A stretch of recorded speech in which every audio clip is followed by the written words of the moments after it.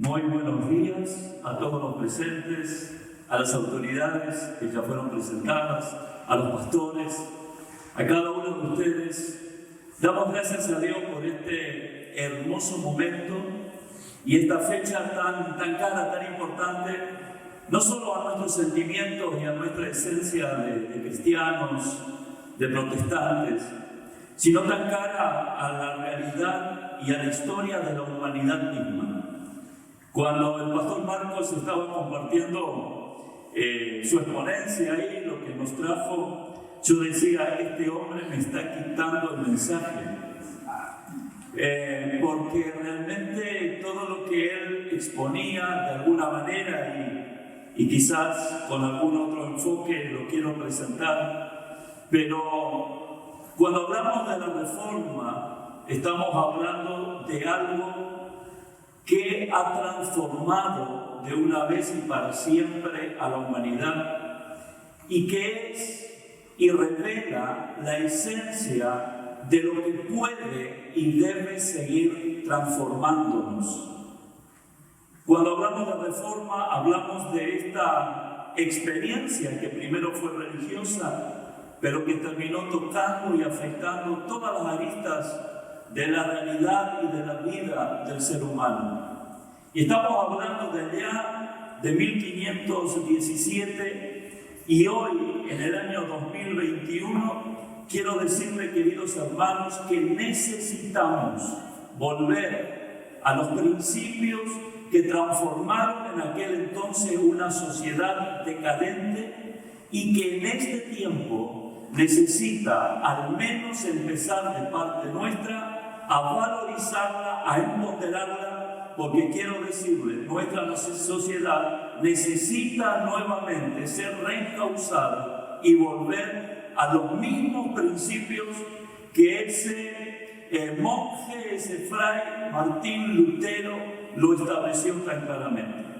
Y cuando hablo de reforma y hablo de la palabra, no puedo más que relacionar a la reforma con la libertad.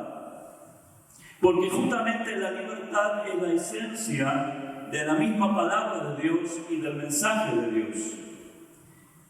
Y es lo que como consecuencia produce la misma palabra.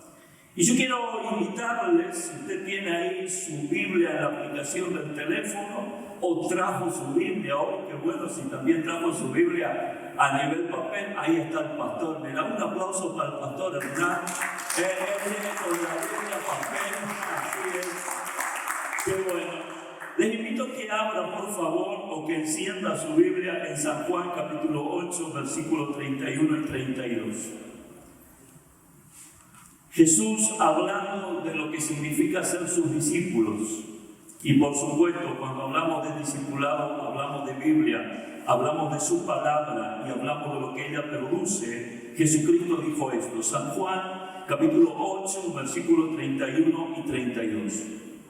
Jesús les dijo a los judíos que habían creído en Él, si ustedes obedecen mis enseñanzas, serán verdaderamente mis discípulos y conocerán la verdad, y la verdad los hará libres. Qué interesante cómo todo está relacionado. Jesús el centro, Él hablando, y Él diciendo, ¿a quiénes? A aquellos que dieron el paso y creyeron en Él, y diciéndole, ustedes deben obedecer mis enseñanzas.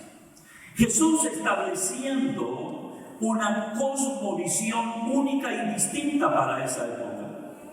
Una cosmovisión basada en el reino y en las verdades nuevas que ameritaban un odre nuevo para que ese vino nuevo pueda encontrar cabida. Jesús revelando en sus enseñanzas una cosmovisión que iba a transformar todo lo que hasta ese momento a nivel humano y a nivel espiritual había sucedido. Y diciéndole a ellos, ustedes serán verdaderamente mis discípulos si aceptan esta cosmovisión, si aceptan vivir estas enseñanzas. Y entonces en el proceso conocerán la verdad. Y ahí él habla de las consecuencias de conocer la verdad. Y la consecuencia es, serán libres. Gloria a Dios por la obra de Dios a través de Jesucristo. ¿Podemos decir amén? Pero gloria a Dios porque la obra de Dios a través de Cristo se sigue construyendo, se sigue escribiendo a través de hombres y mujeres que aceptan esta cosmovisión, que aceptan entender que la vida hay que concebirla y vivirla, como decía nuestro hermano Marcos, no como uno piensa o alguien te impone, sino a través de una verdad. Y de una verdad que hoy en una sociedad líquida, hablar de verdad absoluta es ir contra el statu quo. ¿Por qué? Porque hoy todo es relativo. Y lo liviano, lo que no tiene peso, lo que no es absoluto, eso flota. Y eso popula en la sociedad de hoy. Pero quiero decirte, la Biblia es absoluta. La Biblia habla de un cielo y de un infierno, de una vida y de una muerte, de un camino que conduce a la salvación y el único camino. Y esa es la cosmovisión que Cristo vino a establecer, la de la gracia, la del perdón, la de salvación por obra de Él. Y cuando entendemos y podemos concebir por fe ese estilo de vida como una cosmovisión para ser y hacer en la vida, entonces nos ajustamos a lo que también ese monje, el Martín Lutero, un día decidió manifestar a la sociedad. Algo mencionaba de la historia nuestro hermano Marcos. Y yo leyendo un poquito de cómo fue el tema de la reforma, es llamativo y es de llamar la atención de cómo se gestó todo. Allá por el año 1513, un príncipe de Alemania, Alberto de Brandeburgo, quería tener mucho más poder del que tenía. Él ya era representante de varias diócesis en Alemania, pero en 1514 él se puso como objetivo quedar al frente y ser obispo de Maguncia. Porque él quería ocupar ese lugar. Porque al ocupar ese lugar, él iba a ser uno de las 7 personas capacitadas para elegir a los nuevos emperadores de Alemania. El imperio alemán, en Alemania en ese entonces no se establecían sucesiones hereditarias, sino que estos 7 hombres, uno de ellos era el obispo de Maguncia, lo elegían. Y eso iba a traer para este príncipe, con nada más que 24 años de edad, un rédito económico muy, pero muy importante.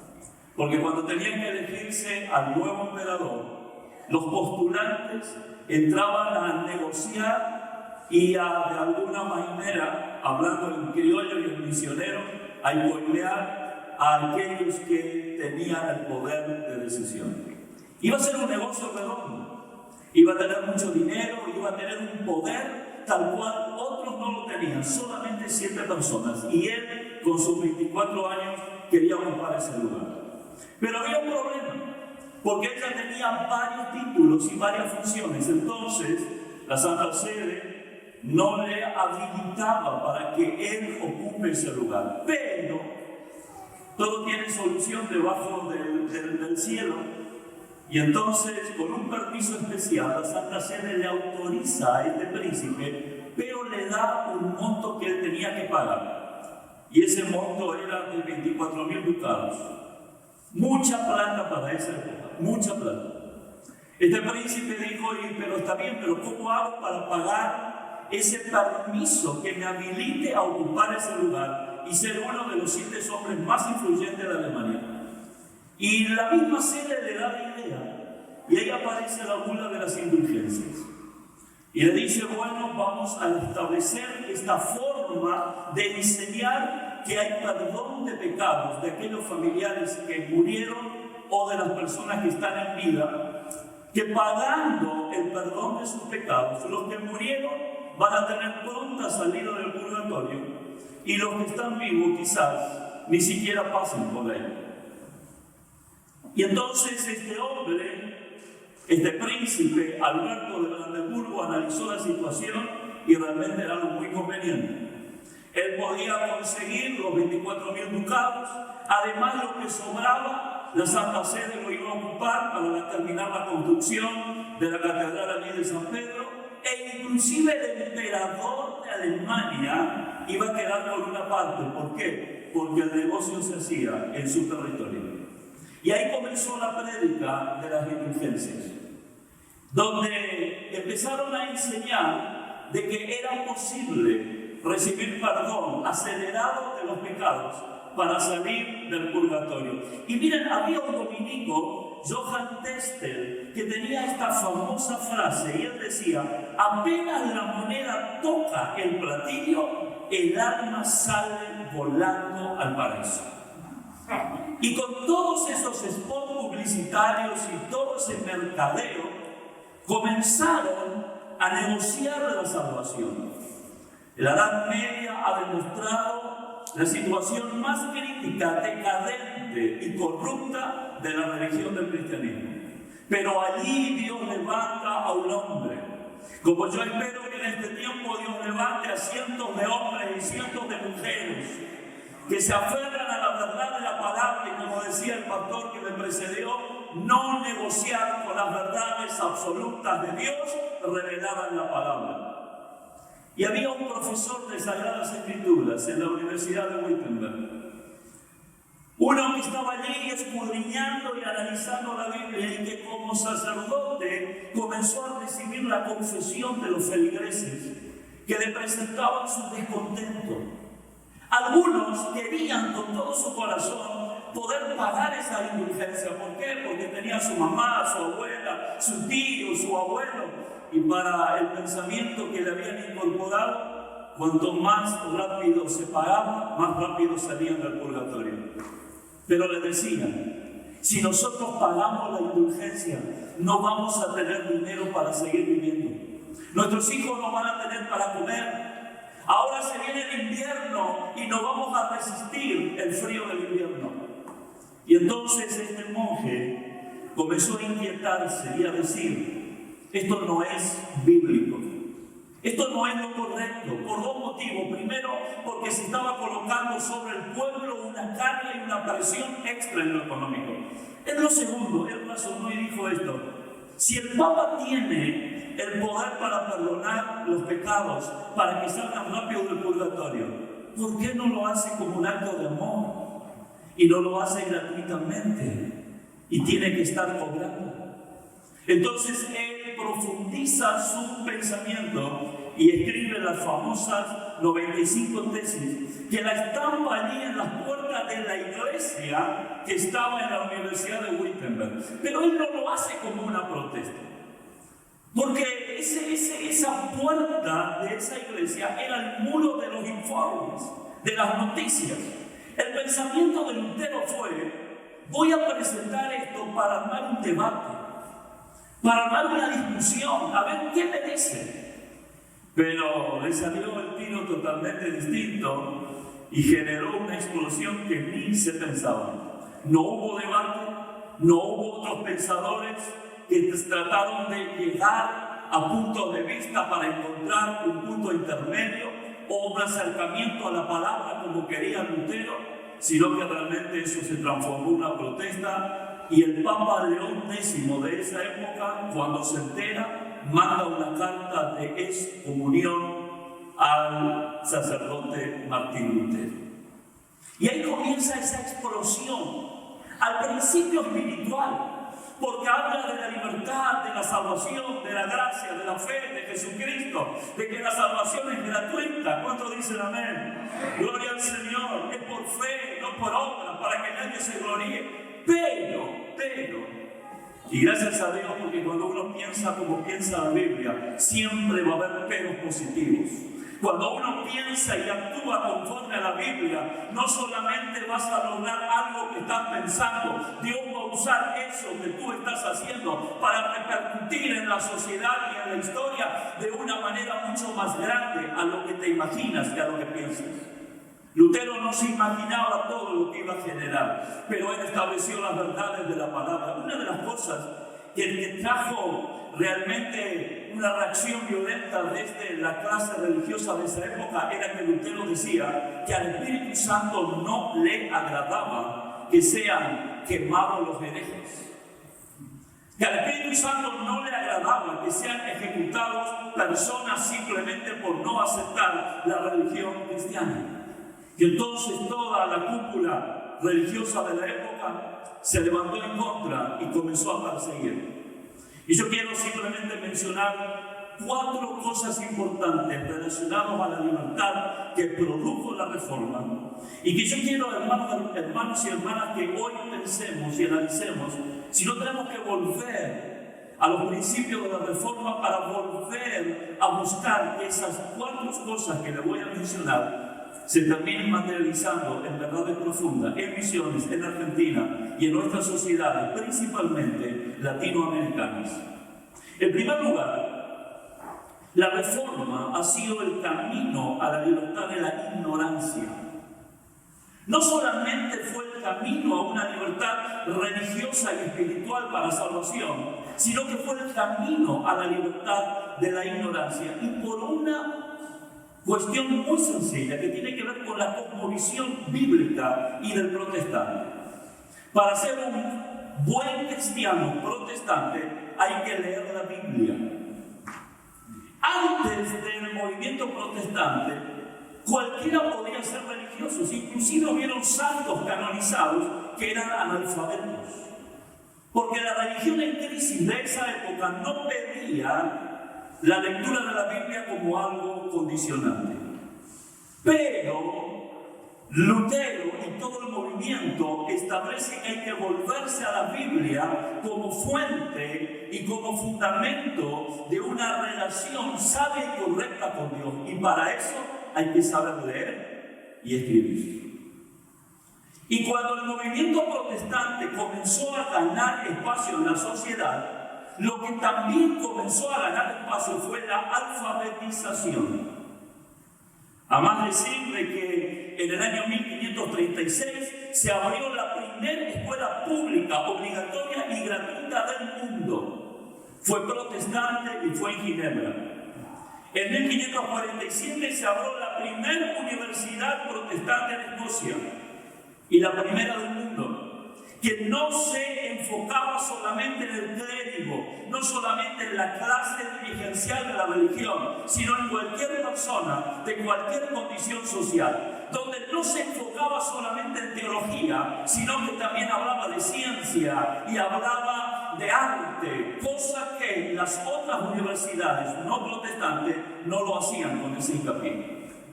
La cosmovisión bíblica renacida en el protestantismo ha traído el camino para la lucha contra la ignorancia.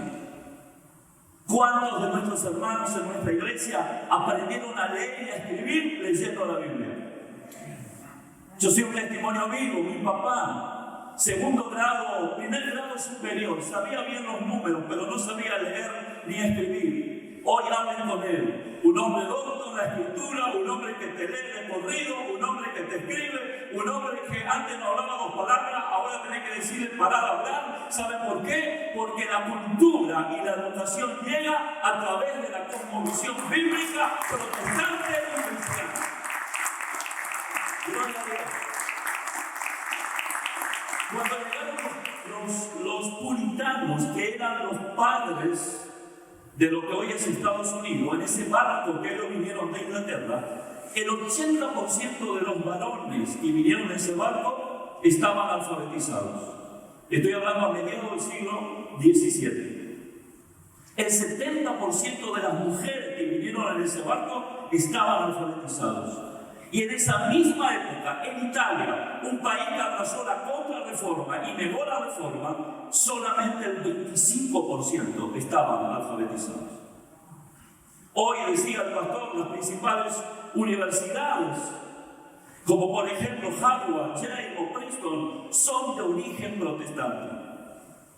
Los principales padres de la ciencia y del método científico, como por ejemplo Isaac Newton, son protestantes. Dalton, Kepler, Linneo, Faraday, son de origen protestante. Mientras que en las universidades protestantes de esa época se enseñaba el método científico, en las universidades de la Contrarreforma no lo aceptaban. ¿Por qué? Porque catalogaban actos científicos de herejes y no permitían que sus materiales sean enseñados. Desde 1901 hasta 1990, el 86% de los premios Nobel de Ciencia han sido protestantes y judíos. Queridos hermanos, tenemos que pelearle a la ignorancia. Y tenemos que dar una batalla desde casa, desde la iglesia y desde los lugares de función pública. Pero quiero decirles, la cosmovisión bíblica y protestante será la única garantía para una derrota contra este flagelo de la humanidad entera, que es la ignorancia, la falta de acceso a un aprendizaje real y verdadero. La palabra de Dios enseña que la verdad y el conocer la verdad nos hace libres. Amén. Lo segundo que quiero decirte es que la Reforma marcó el camino a la libertad, al autoritarismo. Hay en Ginebra un debate entre el cardenal Saboleto y Calvino, uno de los reformadores. ¿Por qué? Porque el cardenal había recibido una orden de Roma para que vaya a Ginebra y los de Ginebra estaban por expulsar a Calvino. Entonces, para que aprovechen esa situación y hagan de Ginebra alguien que se vuelva a la Santa Sede. Y allá se arma un debate entre este cardenal, Saboleto y Calvino. Y dentro de lo que decía Saboleto, él decía que la primacía, sobre todo, la tienen las instituciones. El Papa, el Emperador, el Rey, estaba por sobre todo y por sobre todos. Y todos tenían que brindar obediencia absoluta. Calvino presenta un mensaje bíblico. Calvino presenta una cosmovisión que es la tuya y que es la mía, que la supremacía de todo lo tiene la ley, no las instituciones ni las personas, y que tanto las instituciones como las personas tienen que estar sujetas a la ley, fuese quien sea, llámese como se llama y ocupe el lugar que ocupe. ¿Por qué él tenía ese pensamiento, Calvino? Porque él iba a la Biblia y él entendía de que así como en lo espiritual la palabra de Dios tiene autoridad absoluta, así en lo social las leyes que salen de una extracción de principios bíblicos tienen que tener autoridad absoluta sobre toda entidad, persona, organización, organismo que existe. En segundo lugar, el reformador tenía este pensamiento, tenía el pensamiento de que el corazón del hombre es engañoso. Y se aferraba a lo que decía Jeremías. Sin embargo, los contrarreformadores no tenían ese pensamiento. Idealizaban al ser humano, diciendo que el ser humano podía llegar a ser una muy buena persona y en un bien común manifestar amor y corrección en todo lo que podría ser. El rey era bueno, el emperador era bueno, y se podía concentrar todo el poder en una persona porque podía hacer bien las cosas. Calvino dijo no, los reformadores dijeron no. Los reformadores dijeron engañoso es el corazón del hombre, por eso tiene que haber un sistema de control. Y ahí aparece la división de los tres poderes, la división de poderes para controlarse el uno al otro y no concentrar todos los poderes en una persona. Cuando se concentran todos los poderes en una persona, se abre puerta al despotismo, se abre puerta al autoritarismo. Pero cuando se dividen los poderes, que se balancean y se autocontrolan, existe equidad, existe un mecanismo de protección para nuestra sociedad. Y ese principio lo estableció la Reforma en un tal llamado Calvino. Queridos hermanos, hoy tenemos que levantarnos a entender de que la corrupción es parte innata del ser humano y de la naturaleza caída. Y debemos entender que tenemos que volvernos a estos principios. Hablamos a nivel pastor, yo tengo mi pastor que me controla. Y yo soy pastor y ayudo y superviso a otro. Y tenemos que ayudarnos y controlarnos el uno al otro. Porque engañoso es el corazón del hombre. Y lo mismo pasa a nivel gobierno. Cuidado con el populismo, cuidado con el autoritarismo, cuidado con la concentración de poderes en una persona. Eso no es bíblico, ni mucho menos reformador. Eso es lo que trae autoritarismo y despotismo. Para seguir avanzando, y ya termino, la reforma marcó el camino también a la libertad de la pobreza. Qué flagelo el de la pobreza al día de hoy. Pero la reforma marcó el camino por dos cuestiones importantes extraídas de la Biblia. En primer lugar, la concepción del trabajo. Los contrarreformadores pensaban que el trabajo era una maldición. Los reformadores entendían lo que dice Génesis, que antes de la caída Dios le había dado la hermosa labor de labrar el Edén, de trabajarlo y cultivarlo. Nunca vieron al trabajo como una maldición, sino que vieron al trabajo como una dignificación. Yo soy nieto de animales. Mi abuelo, por parte de mamá, nació en Westfalia, Alemania. Y después de la Primera Guerra Mundial, cuando tenía 7 años, vino a la Argentina. Yo tuve la dicha de conocer a la OMA y a Lopa, a los padres de ellos. ¿Y saben qué imagen tengo de ellos?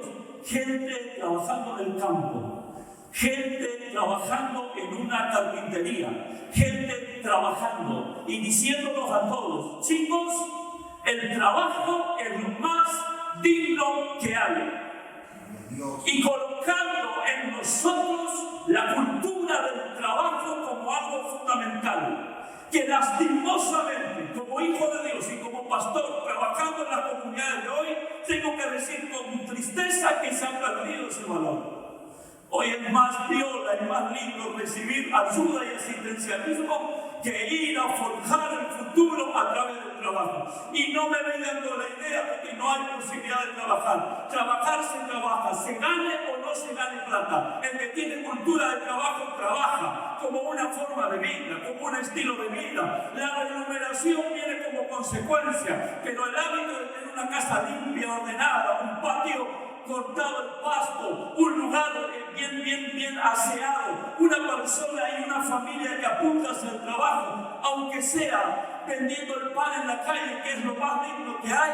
¿Por qué se hace? Porque se tiene cultura de trabajo. Y eso es gracias a la reforma. Eso es gracias a los principios de Dios establecidos en la palabra de Dios, que dice que el que no trabaja, no puede. Y en segundo lugar, porque la reforma dio una impronta muy importante a lo que es la economía y la cultura financiera.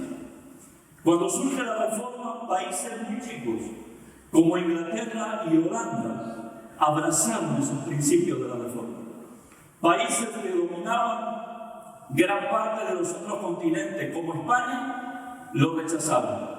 Abrazaron la contrarreforma, la afirmación de los principios por los cuales Lutero dijo no. Hoy día la historia nos mostró quién tenía razón. Hoy día esa Inglaterra, esa Holanda, esos países del norte de Europa que abrazaron los principios del trabajo como lo más dignificante, sin importar qué trabajo, mientras se trabaje, que abrazaron la economía y la cultura financiera como algo que viene de la palabra de Dios para la realización de las personas, hoy marcan la diferencia, siendo los países que manejan la economía mundial y donde lastimosamente muchos de nuestros jóvenes están soñando y planificando emigrar, porque aquí en Argentina se están viviendo otras realidades. Y termino con el último punto, siempre se termina con el último punto, ¿bien? La reforma marcó el camino para la libertad de la corrupción. Y eso tiene que ver también con una cosmovisión. Y la cosmovisión es respecto al pecado. La contrarreforma hablaba de pecados mortales y pecados veniales, cuando la reforma hablaba de pecado. Y en esa división de pecados mortales y pecados veniales, existe como una minimización de determinados pecados. Y cuando en nuestra cultura y en nuestra formación minimizamos ciertos pecados, lo primero que minimizamos es algo que después terminamos practicando. Lo prohibido que minimizamos es lo que menos respetamos y después terminamos practicando. Y dentro de esta sociedad de la contrarreforma, del cual heredamos nosotros, América Latina, recuerden que América Latina tiene una herencia de la contrarreforma, no de la reforma. Misiones es un caso particular por las corrientes migratorias. La iglesia es un caso particular porque tiene la Biblia como fundamento, pero la cosmovisión general de las Américas Latinas son producto de la contrarreforma, donde hay pecados que, bueno, son pecados veniales. No te van a mandar al infierno, te van a mandar solamente quizá unos días al purgatorio y después vas a salir. E inclusive con algunos sacramentos poder recibir perdón. Tenés que cuidarte solamente de los mortales. Cuando la Biblia habla de que toda alma que pecare, esa morirá. Cuando la Biblia dice de que no hay un justo, uno solo, por cuanto todos pecamos y estamos destituidos de la gloria de Dios. Cuando la Biblia la reforma nos hizo entender que el pecado fue lo que mató a Jesucristo, y el pecado lo más grave y lo más serio, y todo pecado es pecado. Un maestro de escuela bíblica me decía cuando yo era chico: Hugo, el veneno en botella grande o en botella chiquita sigue siendo veneno. Y esto es muy importante, porque cuando tenemos la cosmovisión producto de la Biblia y del movimiento protestante, no vamos a aceptar mentir como algo. ¿Viste que a veces se habla de la mentira piadosa? De la mentira blanca, pecados veniales. No vamos a permitir el robo como algo. Qué lástima, qué tristeza que la cosmovisión no reformada nos lleva a seguir votando a políticos que sabemos que roban. ¿Por qué? Porque decimos esta frase: roba pero hace algo. Está robando pero hace algo. Cuidado. Entonces esa cosmovisión de los pecados veniales y de los pecados mortales ha hecho imposible la lucha contra la corrupción. Pero cuando hay una conversión, cuando hay una experiencia con Dios, cuando hay un planteamiento de la Biblia, quiero decirte que todo pecado es pecado y surge en el corazón del hombre, como lo tenía Lutero, como lo tenían los grandes hombres y mujeres de Dios de la historia, de que todo pecado hay que resistirlo y hay que buscar en la gracia y el poder de Dios no caer bajo sus presas. Leí el otro día que en el año 1995 una primer ministro de Suecia tuvo que renunciar a su cargo porque había comprado unos chocolates con la tarjeta del fondo de su ministerio. Y tuvo que renunciar. ¿Pero por qué? Porque hay una cultura distinta. ¿Y dónde está la cultura distinta? La cultura distinta está en esa concepción del pecado. Y esa cultura lo dio la reforma.